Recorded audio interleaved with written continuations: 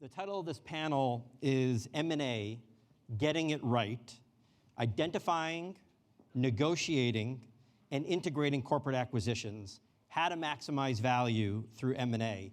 And I couldn't be happier to have these four esteemed panelists to be able to talk about what's going on in the world of M&A, because each of them bring a really different perspective to the table.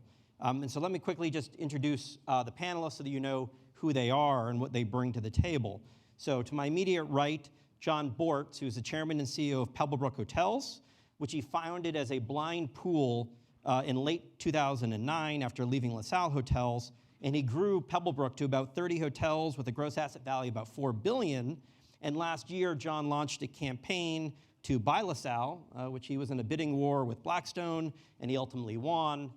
And Pebblebrook today now owns over 60 hotels with a gross value of over $7 billion. To his right, Gordon DUGAN, who's the former CEO of Gramercy Property Trust from 2012 to its sale to Blackstone last October. And prior to joining Gramercy, Gordon was the president and CEO of WP Carey, having joined Carey in 1997, becoming its president in 1999, and then CEO in 2004. And he oversaw Carey's growth from about $2 billion of assets to $10 billion of assets. So he knows a lot on the acquisition side, and clearly having sold Gramercy, knows what a sales process is like.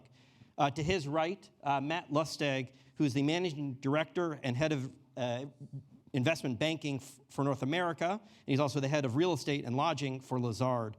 Matt has worked on some of the industry's biggest transactions. He's also very active in the REIT world, sitting on two REIT boards, both Ventas and Boston Properties, two blue chip companies. Matt has done both significant buy-side as well as sell-side work.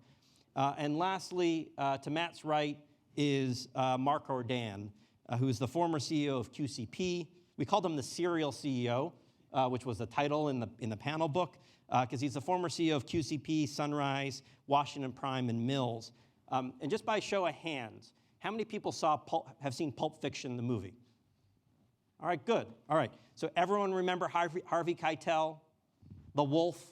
I can't play the clip of what happened, but I call ORDAN the wolf, okay? Because Mark has solved problems, right? And so they call the wolf to solve problems. Well, every time one of these companies, you think about Mills, Sunrise, QCP, all had broken balance sheets, broken industry fundamentals, broken employee morale, and Mark comes in, stabilizes the company, and ultimately exits the company through attractive sales processes done by Wachtell, so I'm sure they're going to take credit, but Mark deserves a lot of that credit. So let me just quickly set the stage through a couple of slides to go through, just to give the perspective of what's happening. So this is on the left-hand side of the chart, REIT M&A over time. And you can see, obviously, the buildup in 06 and 07, ultimately culminating in the sale of EOP and Archstone. Obviously, we went through the great financial crisis, nothing happened. And then it started getting back to a reasonable sort of 9 deals a year over the last number of years, and last year being a big volume year where we saw a lot of privatizations, or quasi-privatizations in the case of GGP, but clearly you had Forest City, you had EDR, you had Gramercy that went private, but that's sort of give or take 9 deals a year. If you think about what's happening in the overall transaction activity market, the chart on the left looks at just total real estate transactions. And you can see last year, driven in part by some of the REIT M&A that occurred in the resale of assets, we reached a record of $494 billion of transaction activity. The chart on the right looks at what the REITs are doing from a buy and sell perspective. So the REITs have taken advantage of the marketplace to be able to sell into the strength, but also selectively buy. If you actually look at the last 3 years, the REITs have been perfectly even with about $130 billion of acquisitions and $130 billion of dispositions. The REITs, we did a report last year called Something About You Looks Different. Because if you look at a lot of the REITs today, and Jim Connor from Duke talked about, 10 years ago, Jim was a suburban office, flex, MOB, and industrial owner. Today, he's a pure industrial owner. So there's been a lot of change going on in that marketplace. As we think about the prospects for further M&A, you need a lot of targets. And so what this looks at is the number of REITs that exist going back the last 20 years, and you can see that significant M&A activity that occurred in that 05 to 07 timeframe, and then coming out of the Great Recession, significant new capital formation, a lot of IPOs, a lot of blind pools like what John did, and today, we're sort of sitting back at 174 companies. Now, when I started in 1998, the average REIT market cap was $1.5 billion. We're well over $7 billion today. So we have the same number of companies, just significantly larger in scope. There is a record amount of dry powder sitting on the sidelines, $333 billion according to Preqin. The institutions still remain below their real estate targets. So the private side of the business remains very strong. The right-hand side of the chart looks at what's going on in the public world, which is not as strong. You've seen consistent outflows out of dedicated mutual funds, as well as out of products in Japan. We're going to spend a little time on NAV. The sector today, after rallying significantly to start the year, has moved back to a modest premium. But if you pull back the onion a little bit, there's a lot of different sectors that trade at different valuations. So if you look at the office or the retail sector or the lodging sector, they're generally at discounts. But when you move to apartments or industrial or the data centers, they're sort of at modest premiums. And then you look at the specialty sectors, in the case of healthcare, self-storage, manufactured homes, and triple nets, they're at pretty significant premiums. And clearly, depending on where these stocks trade, dictates a little bit about how they move forward. We asked at our recent Global Property CEO conference, are there going to be more or less companies in your sector? What I just asked Barry, and you can see the sectors on the left don't expect much M&A, and the sectors on the right, including malls, urban office, triple net, and industrial, to see some level of M&A. There's about 8 pages of disclosures because lawyers at Citi need to get. I'm sure everyone's taking pictures of those. They literally go on forever. With that, that's sort of the intro. What I want to try to accomplish in the time that we have with our panelists is really 4 things. So I'm going to join you here. Now, I'm glad you wore your KISS socks for the panel.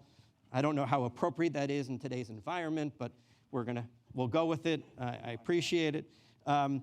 So what we're going to try to do is start with what these people love and hate about M&A. We're going to discuss the hunt, finding the M&A opportunities.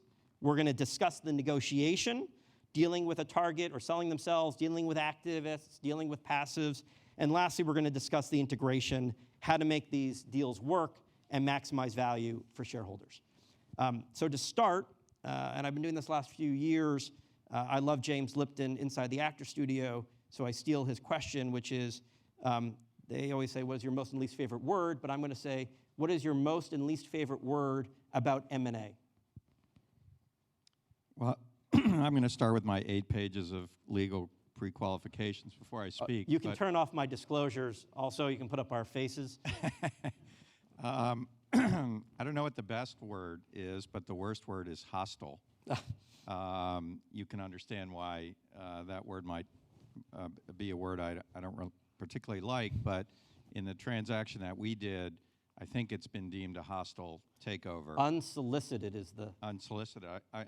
I like that better, although I don't know how you do a deal if you don't solicit it. So, but in the case of our deal, I don't know why going over the heads of management and board, which were obstinate and conflicted, and going to the shareholders to see what they wanted, why that would in any way be hostile. Doing what's in the best interest of the shareholders is friendly at the end of the day. It was only hostile to the management at the end of the day. So those are my words.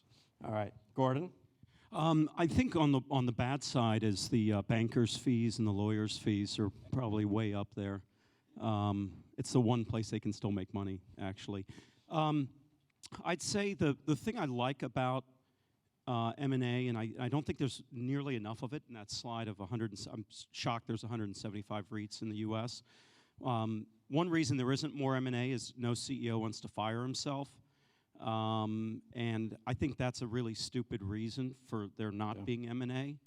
I think that at any given time, a board and a company should be thinking about how are we going to maximize shareholder value And to John's point about conflicted boards and conflicted management, I think that the people, I happen to have a board that had several board members who sold their REITs. Tom Eckert, who sold Capital Automotive, Jeff Kelter, who sold Keystone, another board member who received an offer at about 50% higher than where they're trading today, and they didn't take a bid. So I think the thing I don't like is that the personal motivations that come into M&A often are not very well aligned with shareholders. Matt, what's your most and least favorite word about M&A? Well, first I want to say that there was enormous wisdom in there, with the possible exception of the bankers and lawyers comment. Otherwise, very take it difficult. back. Very difficult to disagree. I don't, in terms of my favorite word from an M&A point of view, it's really, and it's a phrase because I can't do one words. It's focused accretive growth. If you can achieve those elements, I think you've done a good deal. And my least favorite phrase is the stock tanked. ORDAN, Wolf. I'll stick to the assignment. My favorite word would be efficiency, and my least favorite is probably duplicity. All right.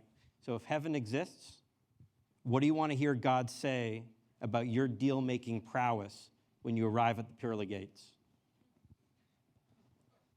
Well, I think for any of us, I'd say that I'm good at what I do. That if the right thing, which Gordon laid out, is to maximize shareholder value, and the right thing to do is a merger or an acquisition, then to get it done efficiently and to add value, that's not the worst reputation.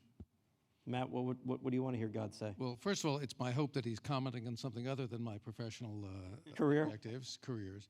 But I would, it's a good place. But I would say the hope would be that he said you helped your clients create value. I having been both a buyer and a seller, I would hope he would say that I knew when to buy and when to sell. John? I'm on Mark's team with this one. I would say that we did the right thing for the shareholders.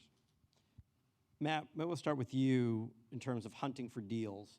Take us into the boardroom and your discussions with board and management teams.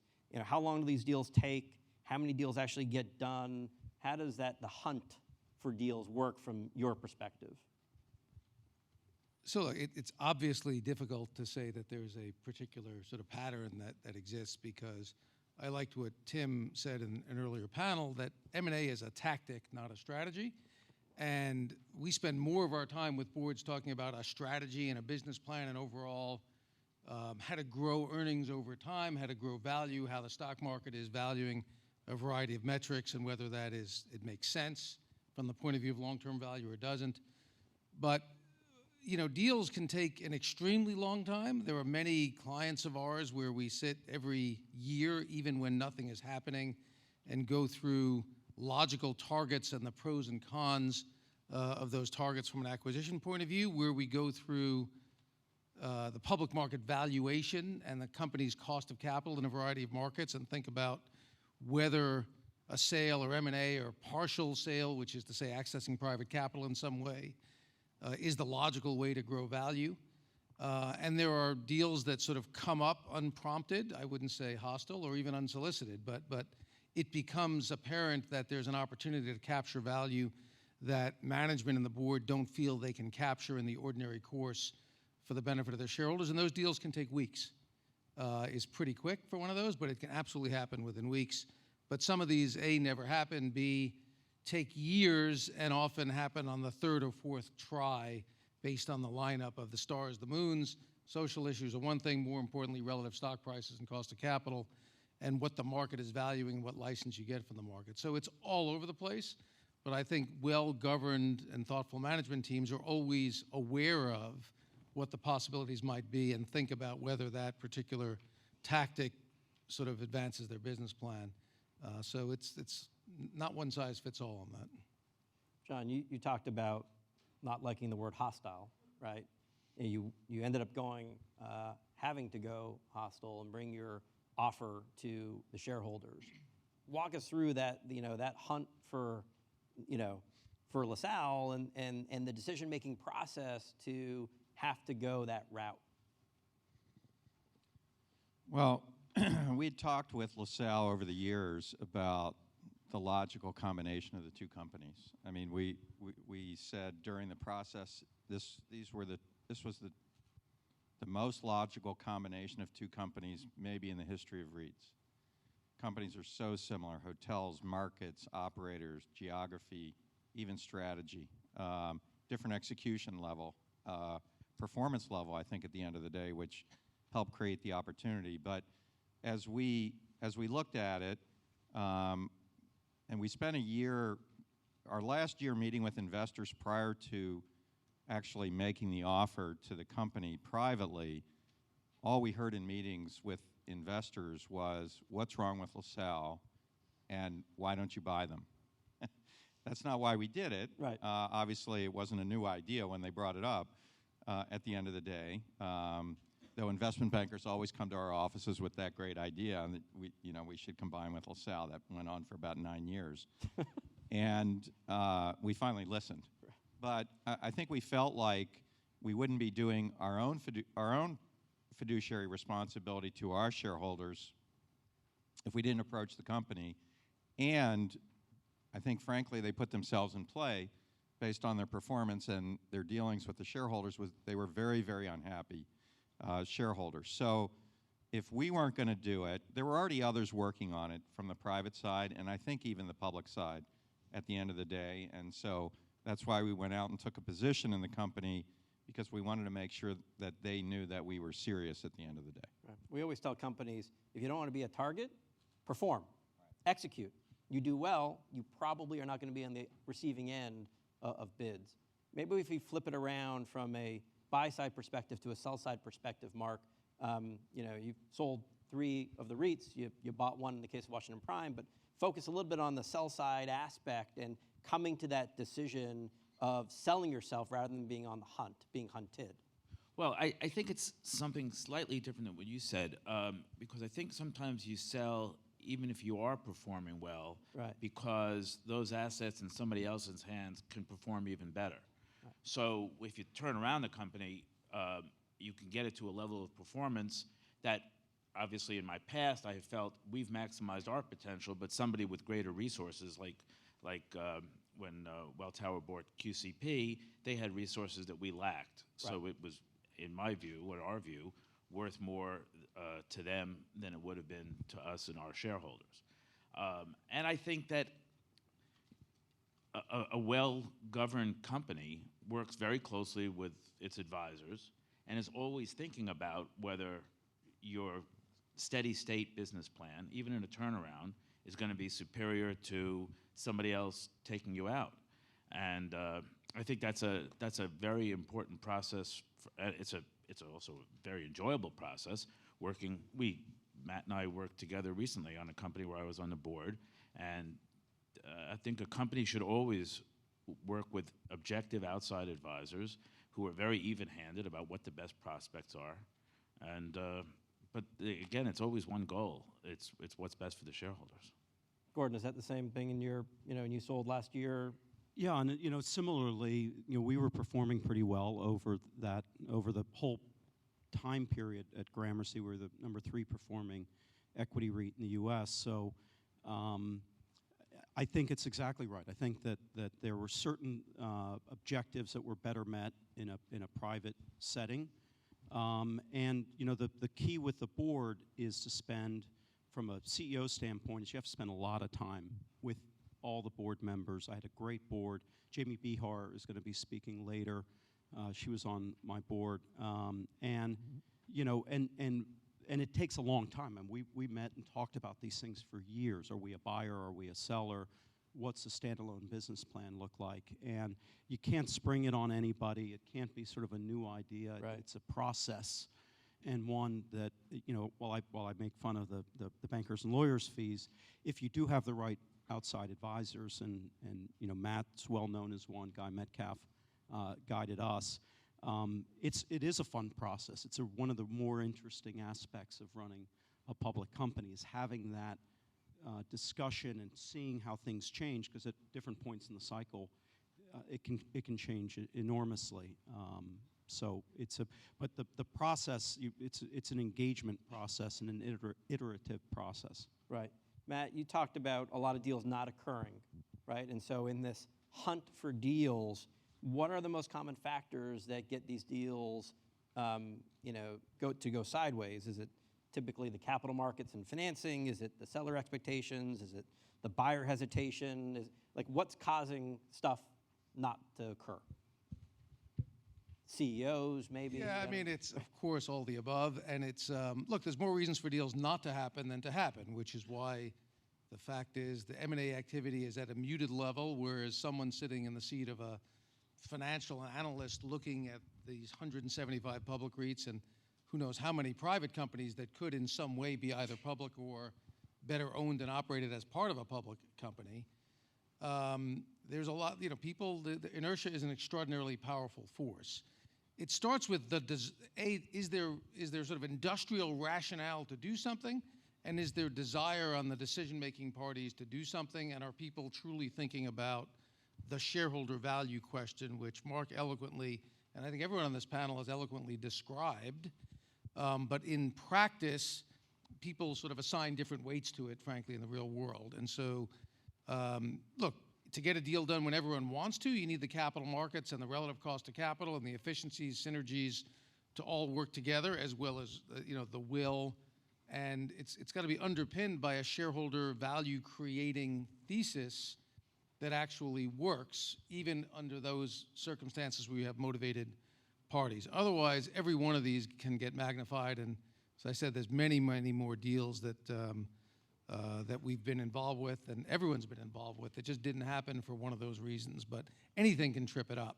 The only thing I'd add to that was from my perspective, from our perspective, that was a bit surprising as we really started to think about it seriously, is with all the dry powder in the world and all these REITs have gotten pretty big. Yeah. And so, we were $7.6 billion of a $7.6 billion transaction. At 70% financing, you're still talking about a $3 billion equity check. Yeah. And one of the things we realized is, with all the dry powder and all the other things going on in the world, there aren't that many guys that can buy us. And so that created its own dynamic in terms of how we thought about the market. It was a pretty small market of buyers. And, you wouldn't necessarily think that, and, probably half the people here have never heard of Gramercy Property Trust, but we were $7.6 billion. Right. So it's another nuance to the dynamic of why isn't there more?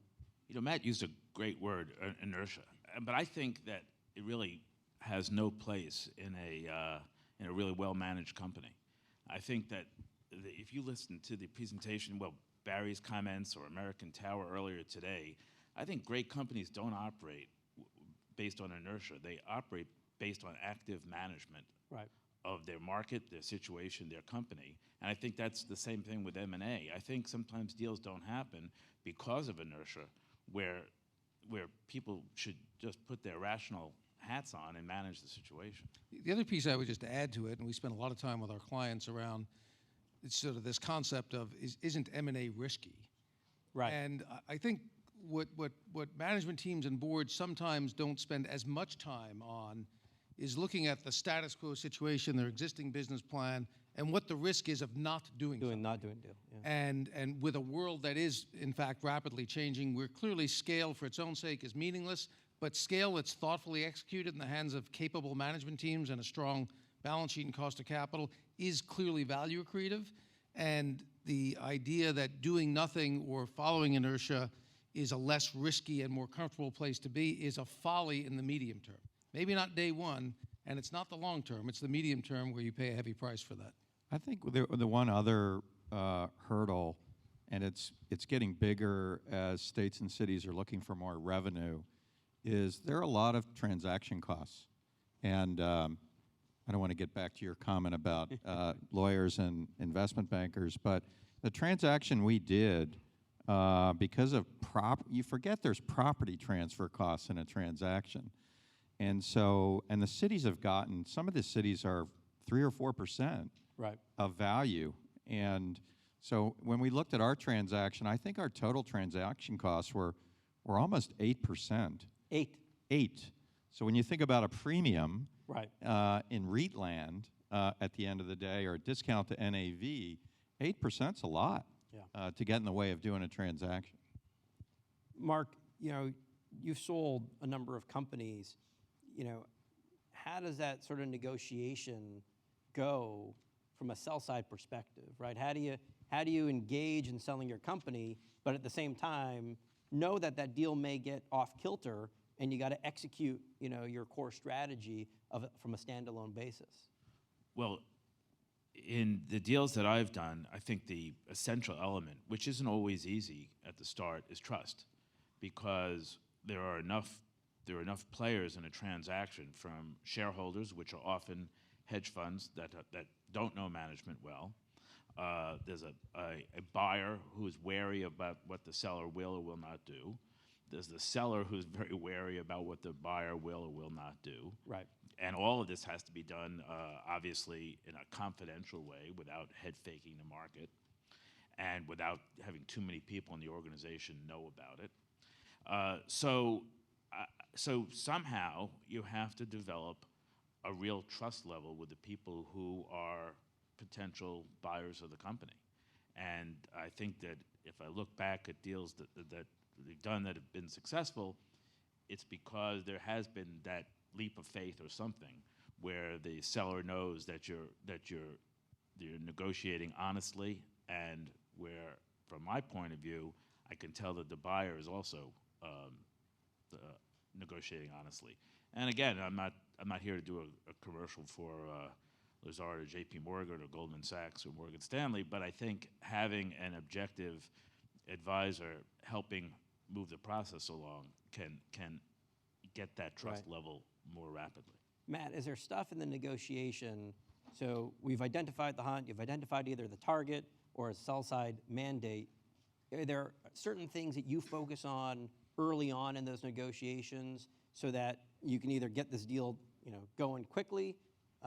You know, what are those couple of critical items that companies and investors need to be aware of?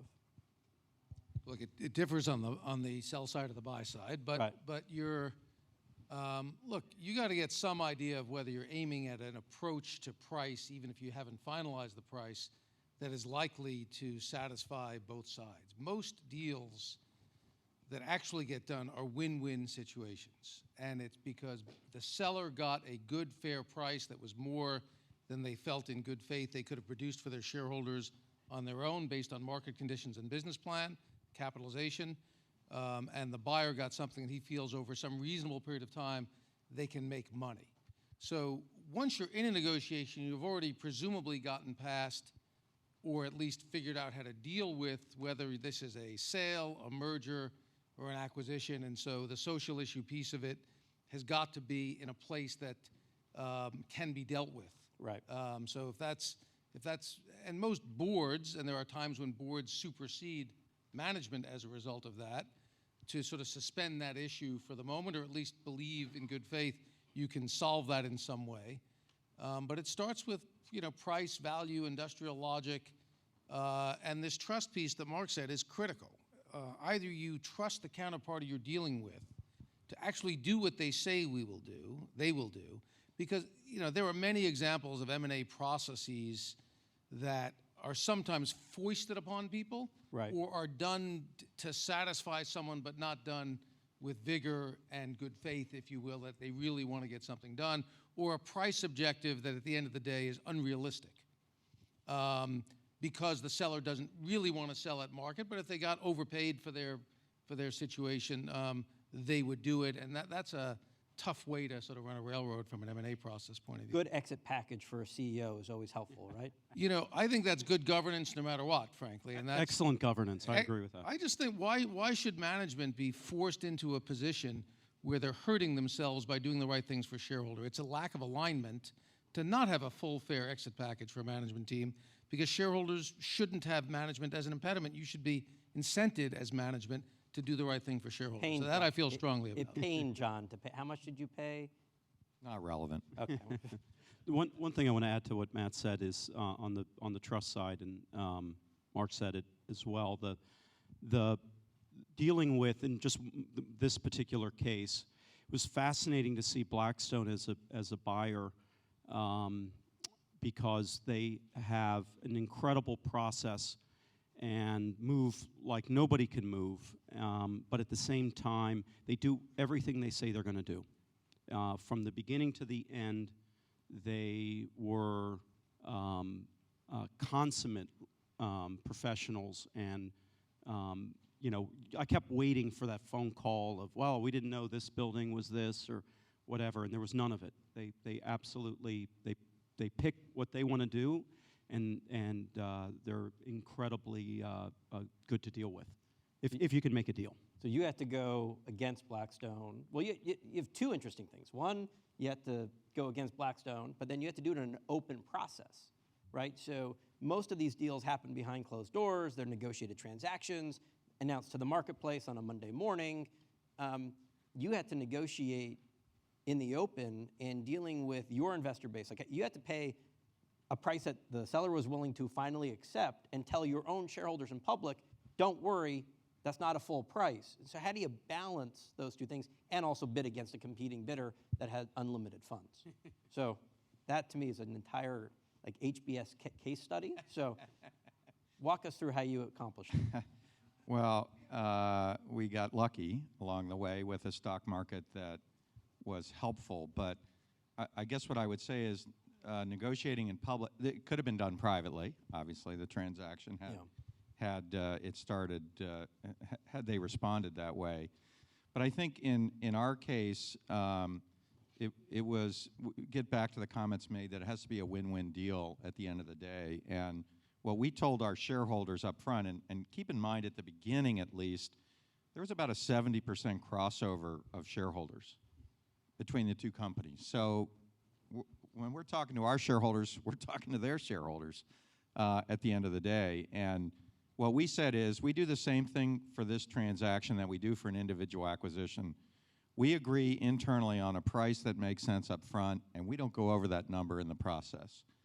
And so we need a strategic plan and a negotiation strategy at the end of the day that we believe is going to allow us to get there and stay within our number and not emotionally go past that, either because you're competing against Blackstone, who, at the end of the day, what we said was, if we lose, we lose. We make money on the shares we bought, and they have more money than anyone, so they can pay whatever they want. Right.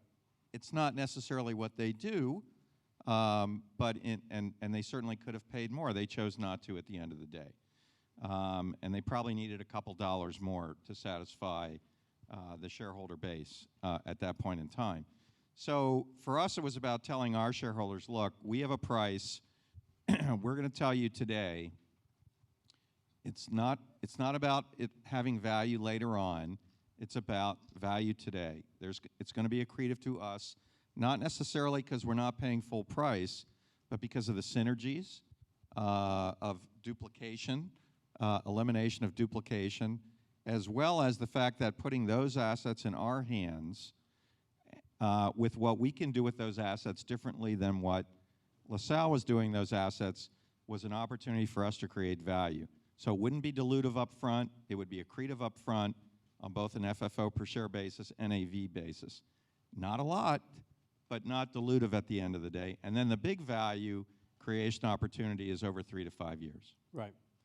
Matt, you mentioned dealing with hedge funds in your comments, but I'm wondering for, maybe Mark can talk a little bit about this, but the shareholder base changes a lot when a deal gets announced, right? And so all of a sudden, you may already have an activist in your stock. You get a lot of these ARB guys that come in, and then you still have the index funds, which are now upwards of 30% of the shareholder base. For over 40.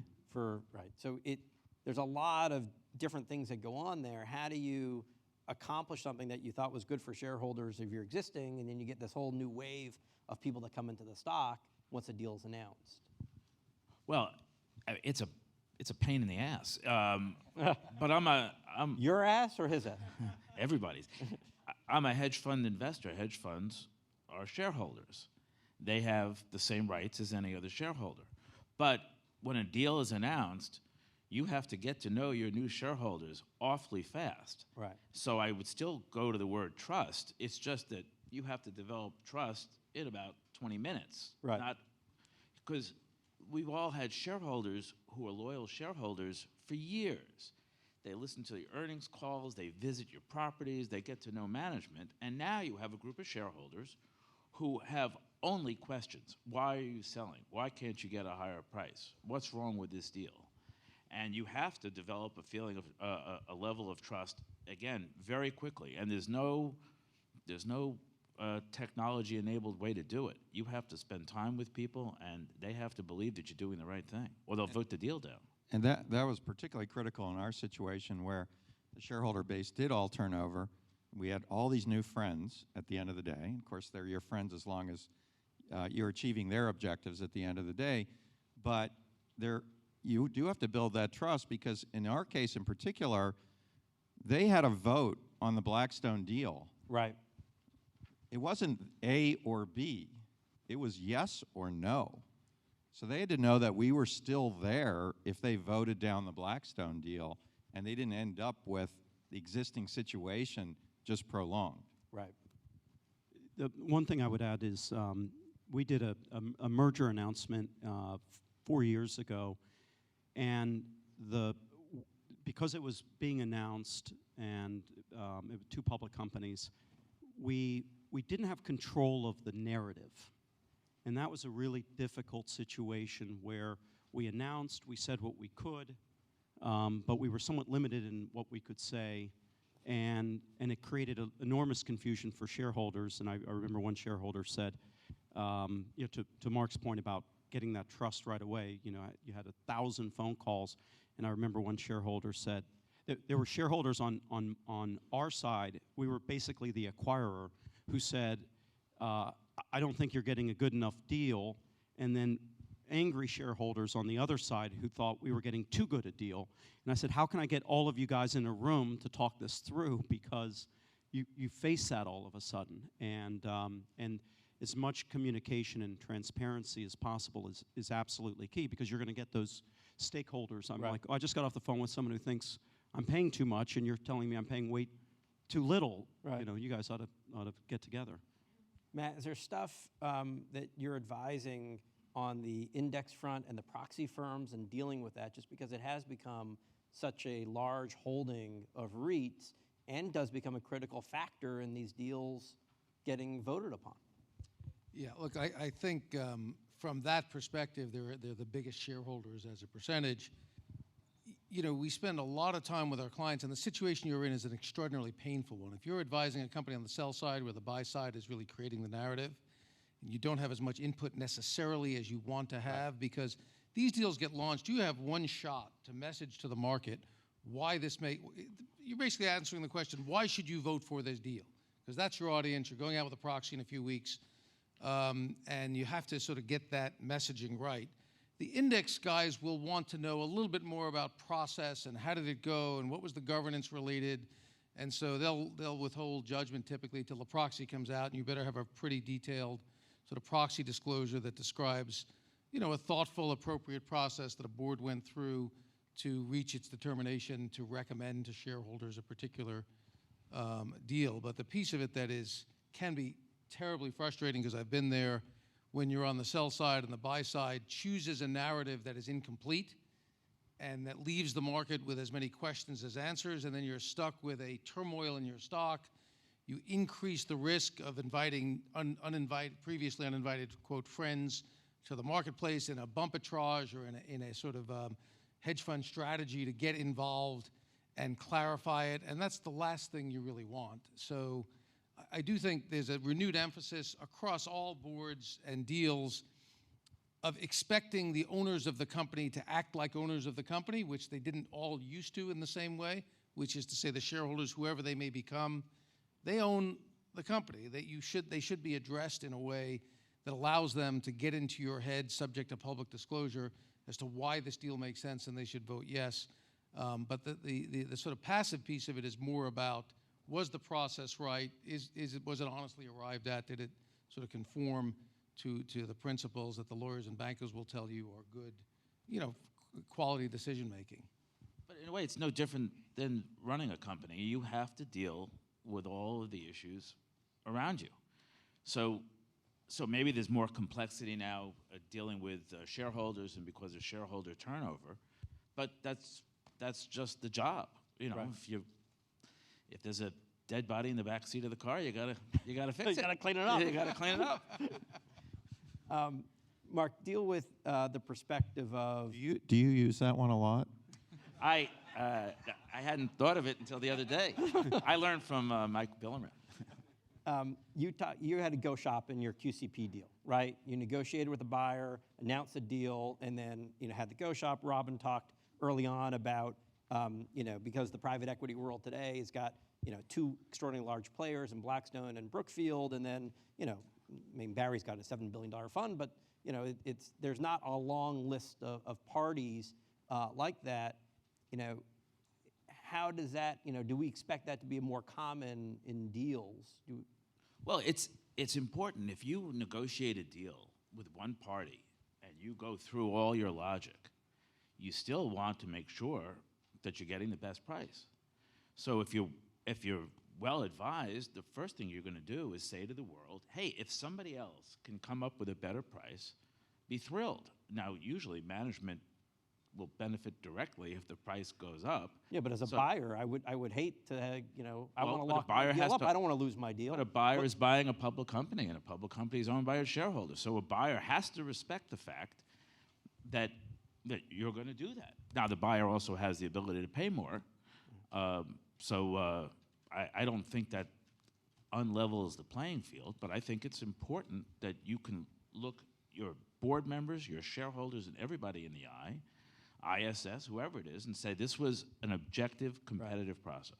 And frankly, it doesn't matter whether the deal's signed or not, because if an offer comes in unsolicited, the board has an obligation to consider it. And if it's better than the deal that was signed, that's why there's a breakup fee at the end of the day. And actually, there was one paid in our deal, though that was unfortunately didn't need to be paid. Now, during a go shop process, there are people, I mentioned the word duplicity earlier, there are people who will, in any process, try to monkey around a little bit for their own advantage, which may be not in any way the best interest of the seller's shareholders. So again, you have to have the right lawyers who are watching the process closely and making sure that people aren't gaming the system. Right. Because they will if you don't. Is there anything that you've learned from a failed M&A experience, right? So we all know about the stuff that gets announced, but is there something that in your careers from a deal that didn't get announced that you've learned and applied in other transactions? A failed M&A Matt, I'm experience? sure there's been a failed M&A deal. No, Matt's got 100% batting average. Matt's the only one been involved with this. Exactly. No, look, I think, as I said before, deals fail for so many different reasons. And I think one of the things that comes up when you get close to a deal is you find the true colors of the influencers at the buyer and the seller, which sometimes you're not in a position to fully understand until people are sort of tested.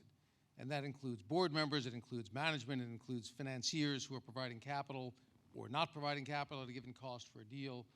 And so I think, for better or worse, deals fail for lots of reasons. But the piece of it that you always wish, if something doesn't happen, you did a better job at, Right. Is really getting to better understand. And it's not easy to do, because there's a reason if folks have mixed agendas that they don't share them with you until they have to,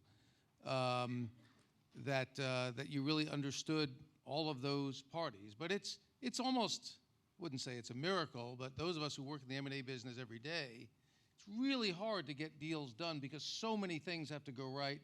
So much of it is not the numbers. The numbers are comparatively easy to compute. It's really about business plans, executions, motivations, how people think. There are folks with very strong biases about the future that that's just what they think. Right. There's no way to dissuade them. It's almost political or religious. They believe this is what the future is going to look like, and the market may or may not, but a lot of folks have strong points of view that at the end of the day you didn't understand completely. So much of it is really getting it on the table and fully understanding. And frankly, some parties, when you get really close and absorb what it's really going to mean to do the deal, who sort of back away. So a lot of that is really knowing your client and the board members and sort of how decisions get made and what motivates the underlying. You also would never want to put people on a panel on M&A who fail at M&A deals. I Well, it's think never that- the banker's fault. I think almost the bigger question is, why do deals not even get started? Right. I think you can look around the industry, whether it's REITs or any industry, and see plenty of underperforming companies and plenty of consistently underperforming companies. And I think boards are, in many cases, asleep at the wheel. I think they may not be getting information that explains their relative performance, how their shareholders view them at the end of the day. And I think, there's this sort of negative perception of an activist. And one of the things we found is that some companies, some investors, big investors, are afraid to actually argue for their own investments at the end of the day, that they're afraid to rock the boat and complain to a board. There needs to be more communication between boards and institutional shareholders at the end of the day. And I think if you cleared some of this out, I think you'd end up with more transactions. And I think on the board point, the fact, and my thought has changed on this, when a lot of the REIT executives were going on each other's boards, I sort of viewed it as a conflict of interest because we're all buddy-buddy. We go to the NAREIT conference, you go to our conference, you go to conferences like this. And then I started to realize I got access to the boardroom. And I spent now more time talking with REIT CEOs or CFOs that are on other boards about the companies they sit on versus their company themselves. And it provides that access to the boardroom that investors or analysts didn't have before. Now, the good companies do that already. The good companies, and Matt sits on 2 boards on Boston Properties and Ventas. I've presented to both of those boards. The CEOs are open to conversations, but I would agree with you, more companies need to follow that discipline. So we've spent a lot of time talking about the hunt. We've talked about the negotiation. And so the last piece, with the time that we have left, is talking about the integration, right? And so maybe, John, now you inherited a company that you built, right? So you sort of knew where all the bodies were hopefully buried, and you knew a lot about the assets. But how do you integrate from a, and look, you don't manage the lodging assets, you manage the manager, so it's a little bit different. But how do you integrate both people, assets, but then also manage the external communication in terms of that integration and how it's going? I don't know if we have enough time to answer that, but briefly, first of all, by the time we made this acquisition, I didn't know anybody at the company that we were keeping. The top 5 left, the other 30 were hired. I knew 2 of them. They were 2 accountants who were there. So the company had turned over. So it was really a process of explaining how we do business at Pebblebrook. Here's our culture. Here's our values. We've done 3 offsites in 3 months with our team. It really is about communication. Here's how you get things done here. Here are the level of responsibility and accountability. And then meeting with our operators and explaining how we do things differently. And most of them already know us through the fact that we operate, they operate properties for us, Pebblebrook, already. And so actually they already knew what they were getting when we came in many cases. But it really was going about talking to everybody and explaining our culture and our values. Right. Mark, so you've, on the sell side, I'd say you're around for the sizzle, but not the steak, the integration part. So how do you sort of manage that aspect of, how the buyer ultimately? Well, you want to, it's your job to make sure that the buyer goes back to trust, gets what they paid for. So you want to make sure that you're selling the company in the best way possible, that your team is as encouraged about the future for them as you can. But then as the selling CEO, the next thing that happens is you're gone. So you got to tie it up in a nice bow and how's that do the right integration thing, going? And then you're out like pretty something through a goose. Well, that's Gordon, you're the same thing, right? Yeah, same thing. That happens pretty quickly, that they don't need 51-year-old ex-CEOs hanging around. But in my case, Blackstone let me keep my office for a while and my email, so that's nice. But I have had some time off. which has been, which last night at our dinner, I mentioned that I've been spending time in Paris with my wife and skiing a lot, and that got a spontaneous round of applause from the other REIT executives in the room. So it shows you where people would really like to be doing. Yes. Family time is the most important time. Yeah. Yes. Matt, are you involved a lot in post-merger integration? I mean, if you're on the buy side, you are. On the sell side, as you described, you're dealing much more with price and certainty of closing. Yeah. And you're offering helpful suggestions to the other side, which they may or may not take. Around people, around board members, sometimes when boards are getting integrated, and so you're doing that. But on the buy side, it really depends on your relationship with a client. If you're purely a transactional environment advisor, which is unusual for us, less so. If you're staying close to a client because of ongoing relationships you're talking about. And I think on the buy side, it's so important to have planned your first 90 days in advance, know who's going to have what jobs, what they're going to do. You're required to have this period of time for a shareholder vote before it closes, and a part of a merger document will include what sort of access you have to information. Well, you can't do anything, right, because the deal in theory might not happen, but you can do a lot of planning. And I think the best deals that happen are extraordinarily well planned down to who's going to do what on what day, what are going to be the communication, the external focus stuff, but also internally, how do you launch it?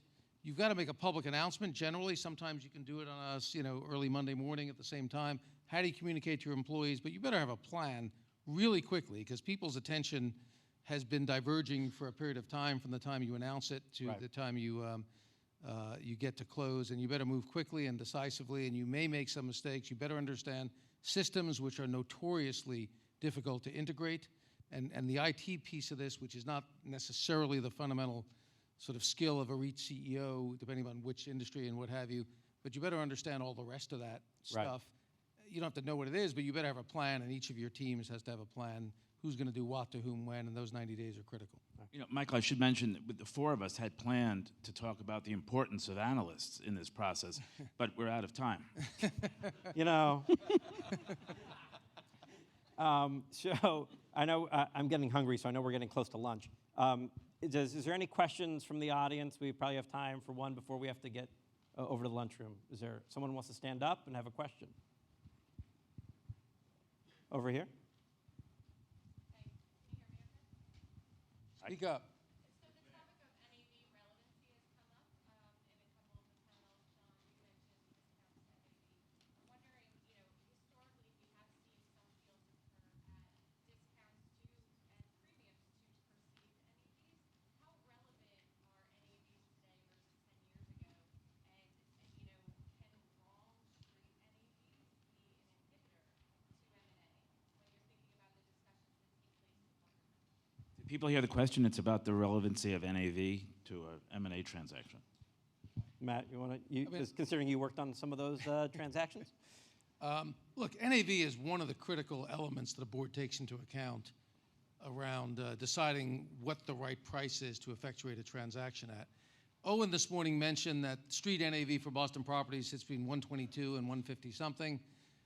The fact is, determining NAV is an art, not a science, and an analyst as outstanding as Michael BILERMAN is, and others don't have the information to frankly accurately describe NAV. Now, it's easiest to figure NAV in sort of a simple 100% fee simple owned apartment business. Let's say we could put a cap rate or dollars per unit on. It gets really difficult when companies have material debt arrangements that aren't fully disclosed, joint ventures, leaseholds, contractual rights and obligations vis-a-vis property operations which are not disclosed, because individually they're not material, but collectively they certainly are. And so I think NAV is a huge determinant. I just think in certain property types and certain deal structures that may or may not be predominant in a given company, it's more or less transparent, so it's much harder as an outside shareholder without that disclosure and that access to determine what NAV is. I think you are left to what the statutes tell you you're left to, which is you better have a board with good judgment that had access to all of the information around what the status quo looked like, what the existing business plan, how the market was valuing shares in terms of, sort of plan A, versus what the value might be in terms of certainty and whatever, taking into account a whole lot of factors, but certainly NAV is a critical factor. It's just not the only one, and it's not. Analyst estimates are based on imperfect disclosure, so it's hard to fully rely on them. Still, you have to. You can't deposit NAV in the bank. You have a share price. Right. So if you can't, or somebody else can't deliver NAV, to me, it's sort of a meaningless number. I think that the one other thing I would add, it becomes relevant in your conversations with the shareholder community, and that is, you leave out the boardroom and the decision making you make with the knowledge that you have about each respective company's value. But at the end of the day, the shareholders have a different perspective, and oftentimes, as stated, because analysts don't have correct information, or they believe that would put it way above a stock price. I hear that one sometimes. I don't need an NAV up there because your stock's way down here. I don't get that, but that's sometimes the answer we get. But I do think we then have to go in and explain to the shareholders, oh my God, you're paying $5 more per share for that company. Why are you doing that? And our answer is, well, we're not. And let me explain to you why we think the values are this much higher. And it's our obligation to convince people, obviously, that that's the right valuation. Great. Well, thank you so much to each of you. This was very enlightening. And I think we're moving to the lunchroom across the hall. Yeah, next up, lunch across the hall with Sam Zell. Great. Thank you, very panelists. much.